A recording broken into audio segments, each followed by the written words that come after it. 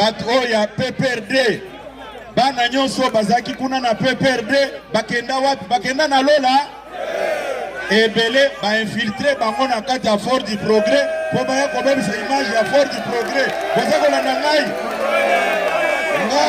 na koyebisa bakonzi o bazako s'occuper na sécurité na mboka oyo. Nous devons travailler di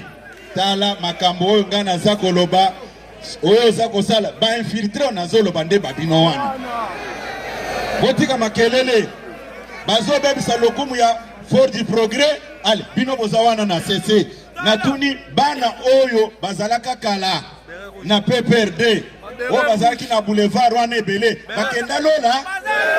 bakenda wapi batinda bango ba infiltra Fort du Progrès boza kolanda ngai bino bokoya na piège wana te boza kolanda ngai yango na bengi ba responsable na bino batelemi awa baye awa eza poto bina mabina te ou bien poto ça la fête anniversaire na bengi bango o nyonso ayebike aza membre ya UDPS na lingi lisusu koyoka te au Fort du Progrès bake kofutisa bato ba taxe boza na pouvoir wana te bozola na ngai na opposition to salaki to utilizaki bino comme ba milice te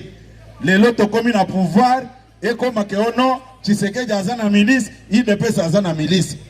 eloko wana ekoleka te toyokani eloko wana ekoleka te puis nayebi ke bato ebele bakomi kosala ba drapeau oyo o biso toza Fort du Progrès bazokende obebisa biloko ya bato o Fort du Progrès me nga nayebi ke Fort du Progrès basalaka makambo wana te bozakolanda ngai nde yango naza koloba boy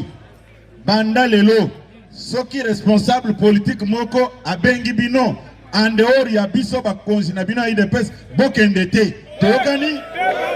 bino botikala na compte ya UDPS toza koyokana malamu campagne oyo bazali kosala eza mpona kosalir parti na bino na mokonzi ya mboka toyokani malamu bakonzi na bino ndenge batelemi awa bakozwa bango nyonso baregistre baidentifiye Fort du Progrès nyonso na esika vandaka toyokani malamu na numero na ye ya telefone